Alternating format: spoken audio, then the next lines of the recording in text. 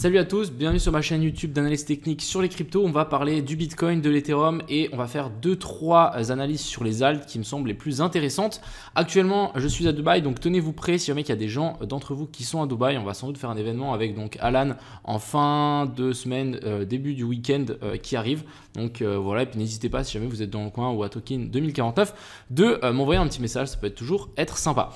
Enfin bref, nous on est parti bien évidemment sur notre vidéo et on va analyser tout ce marché, donc j'espère que vous êtes prêts, on est parti. Crypto,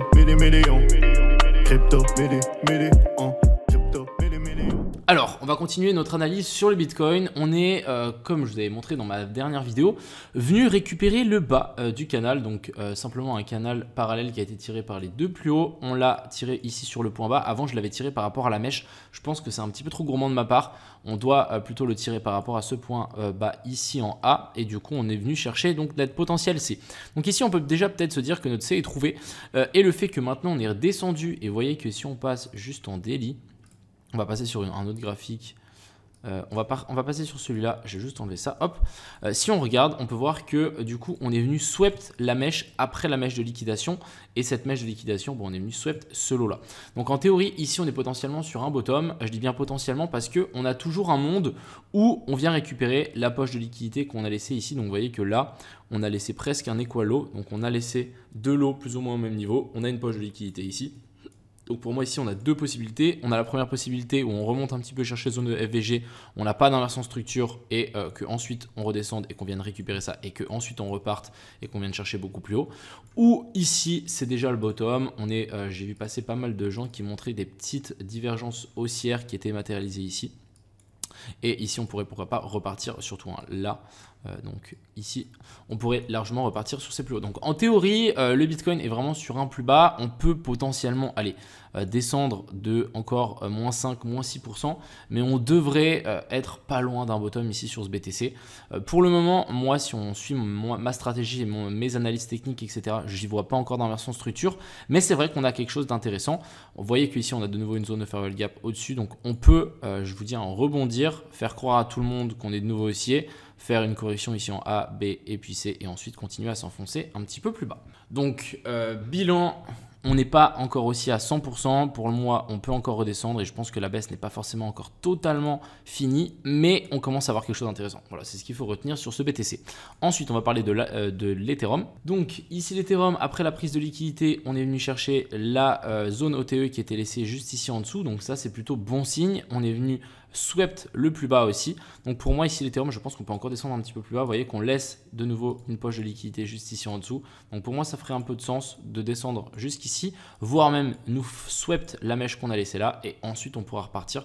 Et là on aura vraiment quelque chose d'intéressant. Mais pour le moment les gars, on n'a aucune inversion de structure. On laisse des liquidités au nord. Donc ça c'est bien quand on voudra repartir vers l'eau. Mais pour le moment ici, on n'a aucun signe de retournement. Donc on peut encore une fois descendre un petit peu plus bas sur l'Ethereum. Ensuite on va continuer avec le W. Le W, vous savez que je l'analyse assez fréquemment maintenant parce qu'on est vraiment intéressant. J'avais dit qu'on allait potentiellement redescendre pour venir retester donc les plus bas après notre inversion structure. C'est exactement ce qu'on est en train de faire. Vous voyez que là on descend tranquillement. Je vais enlever tous mes dessins pour que vous puissiez un petit peu voir un petit peu mieux ce qu'on attend. Mais on est venu chercher donc de nouveau un nouveau plus haut. Donc l'inversion structure ici est bien matérialisée. Et là on va pouvoir tirer notre zone de Fibo, tirer notre zone OTE qui se situe ici entre la zone des 55 centimes et des 51 centimes. On va rajouter OTE et ensuite on va pouvoir même pourquoi pas prolonger donc la mèche qu'on a là. Et souvent ce qu'on aime bien faire, c'est faire un triple tap. Donc première tape, déviation, deuxième tape et troisième tape ici. On vient s'appuyer là-dessus et ensuite ici on repart. Et là on pourrait avoir un point d'achat très très intéressant sur le W. En tout cas, moi je vais le surveiller. Je vais mettre aussi ma petite alerte sur ces niveaux-là. Et dès qu'on sera là-dedans, j'essaierai d'ouvrir des longues target, donc un nouvel ATH et stop loss sous le dernier plus bas. Petit tour quand même sur le sol qui est quand même assez baissier. Moi je me suis dit que ça pouvait peut-être repartir si on arrivait à faire une clôture au-dessus et qu'on réintègre en fait le canal qui était ici baissier, mais pour le moment on l'a pas du tout fait. On est plutôt en train de s'écraser dans la zone OTE. Je me dis qu'on peut encore faire une petite mèche un petit peu plus bas. Alors pourquoi j'ai fait cette ligne ici? Ouais, j'ai montré qu'ici on avait du coup la mèche après la mèche de liquidation. On en a même une autre ici. Donc pour moi sur le Solana on peut potentiellement nous refaire un plus bas ici. Je ne pense pas qu'on viendrait récupérer la mèche ici, mais si on arrive à récupérer du Solana entre la zone des 129 et la zone des 123, à mon avis, ça peut être un très très bon achat Après, encore une fois, faites attention les gars, on n'a pas encore d'inversion structure, mais on n'est pas à l'abri à mon avis de faire un truc comme ça. Ce qui me dérange aussi un petit peu sur ce Solana, c'est le fait que ça soit vraiment baissier. Vous voyez qu'on a laissé une grosse zone de fair value gap ici en daily. Mais en fait, on est juste venu faire une petite mèche qui est venue la récupérer ici et ensuite on se fait directement rejeter. Donc ça, c'est plutôt mauvais signe et plutôt baissier. Le gars là qui est toujours en train de chill dans cette zone donc d'achat, donc c'est notre zone OTE. Pour le moment, encore une fois, aucun signe de retournement haussier. À voir si on arrive à swept, donc les dernières mèches qu'on a laissées ici, hop, on touche ça et ensuite on repartirait vers le haut. Là, on pourrait avoir quelque chose d'intéressant, mais pour le moment, ce n'est pas du tout le cas. Et vraiment, on laisse des liquidités ici en dessous, donc affaire à suivre. Update quand même sur le océan, je vous avais dit que c'était pas du tout le moment d'en acheter après ici la prise de liquidité au-dessus du dernier plus haut. Ici, on avait vraiment fait une très très belle prise de liquidité avec une très très belle mèche et on s'était fait rejeter assez violemment. J'avais dit qu'il y avait de fortes chances qu'on allait redescendre beaucoup plus bas. Mais en fait, on est redescendu beaucoup plus bas. On est venu récupérer la zone de fair value gap qu'on avait laissée ici sur la zone des 64 centimes. Donc plutôt intéressant.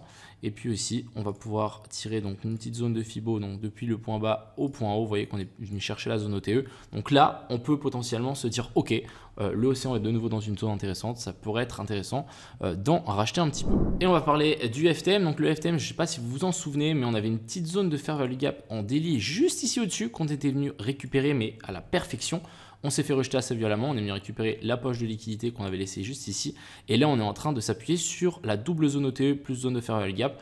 Donc pour moi, la magnifique zone d'achat long terme. Donc pour moi, voilà, je l'avais noté ici. Donc achat entre la zone des 71 centimes et la zone des 44 centimes. On est actuellement dedans, donc pour moi, ça peut être une très très belle zone. Ce que je voulais quand même vous montrer, c'est que on a laissé quand même, pourquoi pas, ici une petite poche de liquidité. Donc on peut potentiellement refaire une mèche un petit peu plus bas. On n'a pas encore d'inversion structure, mais on est dans une zone intéressante. Donc ce qu'il faut comprendre par ça, c'est que c'est intéressant d'en acheter en spot pour du moyen terme, long terme pour le prochain bull run, mais acheter maintenant pour du levier et espérer target un nouveau plus haut en essayant de choper le bottom, on est trop tôt. Pour moi ici le bottom, on n'est pas du tout encore sûr que ça soit le bon, donc on est pour moi un petit peu trop tôt pour essayer de long, mais plutôt pour en acheter, faire du DCA, oui. On a le APT aussi qui est venu récupérer donc notre zone des 10 $. On est même descendu beaucoup plus bas. On est venu chercher la zone des 7 $. Je m'y attendais vraiment pas du tout. On est venu récupérer donc toutes les prises de les poches de liquidité qu'on avait laissées là. On maintient donc cette zone OTE. Maintenant, ce qu'on va voir, c'est une réintégration donc de la zone des 10 $ et potentiellement vouloir repartir plus haut. Moi, je m'attendais vraiment à faire quelque chose comme mon dessin ici, qu'on ne descende pas bien plus bas. Sauf que là, on est vraiment passé sous la zone pivot. Vous voyez qu'ici, on avait fait support. En fait, maintenant, on refait résistance dessus. Donc, il faut absolument qu'on arrive à passer au-dessus de la zone des 10 $ pour réintégrer donc, la partie haute de la zone pivot et qu'on puisse repartir vers le haut. Et on va finir avec le aileron. Ouais, assez surprenant quand même. Mais voilà, en weekly, qu'est-ce qu'on voit? On est venu récupérer la grosse zone de fair value gap qu'on avait laissée là. Donc, très intéressant. Pour moi, on a fait un super rebond sur la zone ici, donc de zone de fair value gap. Ensuite, on vient nous faire un equal high. On vient chercher la zone OTE. On vient combler la zone de fair value gap. On nous fait une petite inversion structure. Donc ici, on a un cos et un boss. Ici, on a aussi un cos et un boss. Donc pour moi, les gars, je pense que le aileron est vraiment sur une excellente zone. Je le vois mal redescendre vraiment, nous chercher un nouveau plus bas. Mais pour moi, ici, on est dans une zone très très belle de rechargement. Et ça nous formera sur du long terme avec un énorme joli petit W. Là, on va pouvoir parler de W parce que vous savez qu'il y a beaucoup de gens qui utilisent assez mal ce mot. Mais en gros, ici, on va pouvoir, à mon avis, faire deux énormes fesses et ensuite une fois qu'on aura cassé donc la neckline, à mon avis là on pourra repartir très très fort. Donc l'aileron les gars, ne perdez pas espoir, on est dans une zone assez intéressante. Voilà un petit peu ce que je voulais vous dire aujourd'hui. J'espère que du coup cette vidéo vous a plu. Encore une fois, soyez patients, les bottoms ça prend du temps à être mis en place, surtout après des telles réjections et des tels on va dire rejets sur des points hauts. Donc patientons, dès qu'on a une inversion structure, dès qu'on commence à avoir quelque chose d'assez intéressant, là ça peut être vraiment cool. Et sachez que pour moi le coin le plus intéressant et celui qui est le plus bullish pour le moment, c'est le W, donc on va le surveiller de proche. J'espère que cette vidéo vous a plu, je vous souhaite à tous une agréable semaine, c'était Crypto Millions. Ciao.